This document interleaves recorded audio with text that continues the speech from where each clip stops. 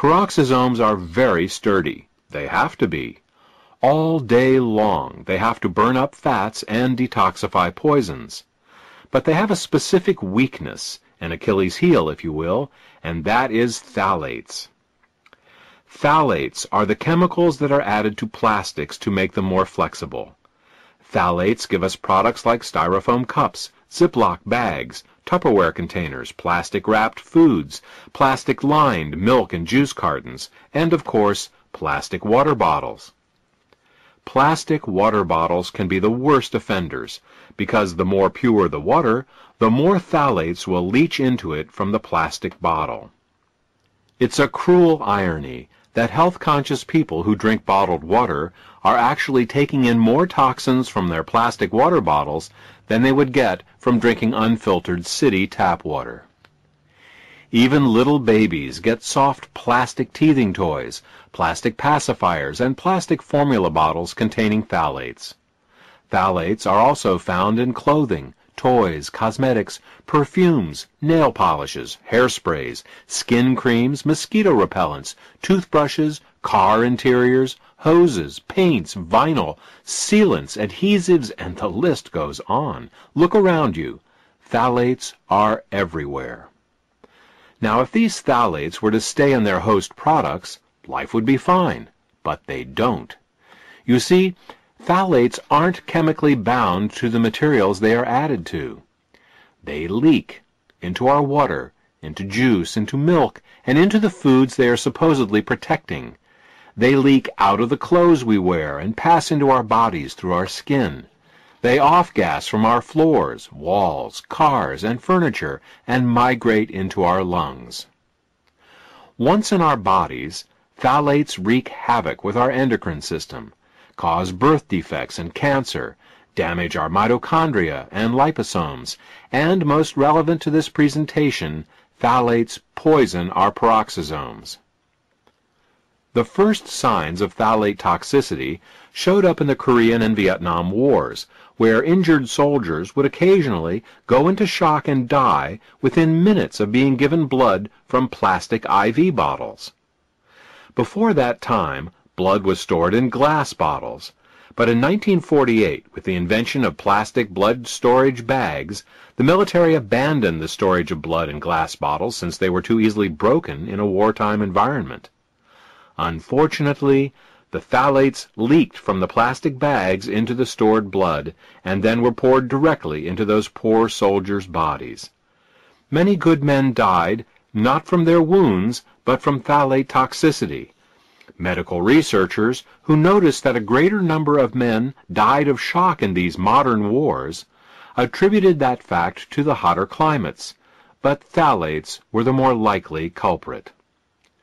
Now, peroxisomes can take a lot of damage. In fact, they are specifically built to be able to break down toxic chemicals, but they can't handle phthalates. And these are the very toxins to which we are most frequently exposed. In fact, phthalates are the #1 toxin in the body. An amazing 3 milligrams of them may be absorbed in a single day. Put another way, you will eat, drink, or inhale over 18 teaspoons of phthalates in your lifetime. Many health-conscious people now eat organic foods to minimize their pesticide exposure, which, of course, is an excellent idea. But what they are unaware of is that phthalates are even more toxic than many pesticides, and that in an average day we absorb many more phthalates than we do pesticides. So, to keep the peroxisomes healthy, the first thing you have to do is to get the plastic out. You can do this by minimizing your exposure to plastics. Unfortunately, avoiding all plastics is virtually impossible in the modern world, which brings us to the second thing we need to do. We need to actively remove the phthalates from our bodies. This can be accomplished in 2 ways. The first method is to take regular saunas. A certain amount of phthalates can be removed with a good old-fashioned sweat, and this is something each of us should be sure to do at least once a month. Unfortunately, this can only get rid of the phthalates that are in the skin and fat. To get the phthalates out of the deeper internal organs, we need to employ another technique. To get the deep-seated phthalates out of the body, we need to use our innate glutathione detoxification system. Glutathione is the body's main detoxifier, and, fortunately, it can remove phthalates. Outside of detoxifying poisons, the main function of the peroxisomes is to burn fat. So, when our cells sense that fat and oil consumption has increased, they produce more peroxisomes to help metabolize them. Likewise, if they sense that less fats and oils are being consumed, they decrease in number. One of the main ways that our cells determine how much fat and oil we are consuming is to monitor the level of cetosterols in our body. Since cetosterols are always found in fats and oils, this gives the cells a way to determine the amount being consumed, and then to increase or decrease peroxisome production accordingly. This peroxisome regulation system worked flawlessly, right up until the time fats and oils began being mass-produced in the last century. You see, fat and oil production companies don't like cetosterols. Cetosterols gum up their multi-million-dollar processing equipment. They make their products cloudy and give them a taste and odor some people find objectionable. They also cause their products to have a shorter shelf life. So what did these companies do? You guessed it. They filtered out all the cetosterols from their products. So what happens when you eat these unnatural cetosterol-free foods? The cells are misled into thinking that the fat and oil consumption is much lower than it actually is. Over time, this causes a decrease in the number of peroxisomes. Since peroxisomes burn fat in the cells, less peroxisomes mean less fat-burning capability.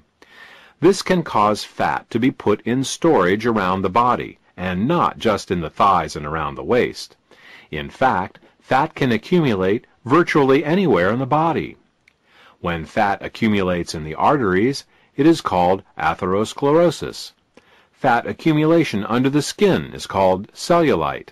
Fat can and does accumulate in every organ, including the heart, brain, lungs, nerves, liver, bone marrow, and the spleen, to name but a few.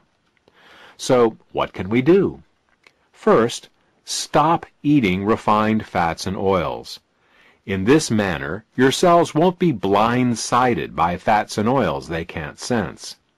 Second, consider increasing your intake of cetosterols.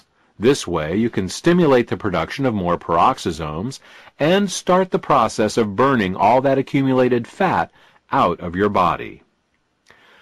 According to the Centers for Disease Control, 57% of Americans are overweight, and nearly 1/4 of our population is clinically obese.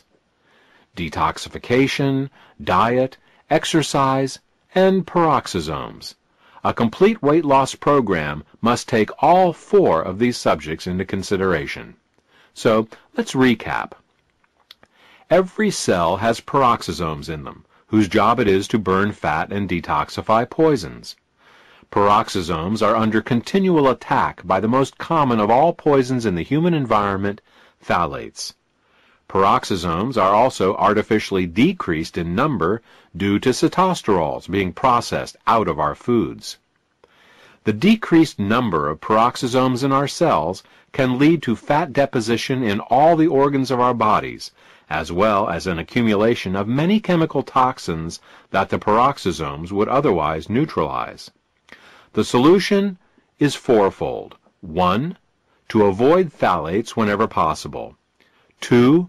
To break into a good sweat at least once a month to sweat out some of the phthalates. 3. To support our glutathione detoxification systems so we can detoxify those phthalates we can't sweat out. And 4. To increase our cetosterol intake so as to stimulate the production of more peroxisomes.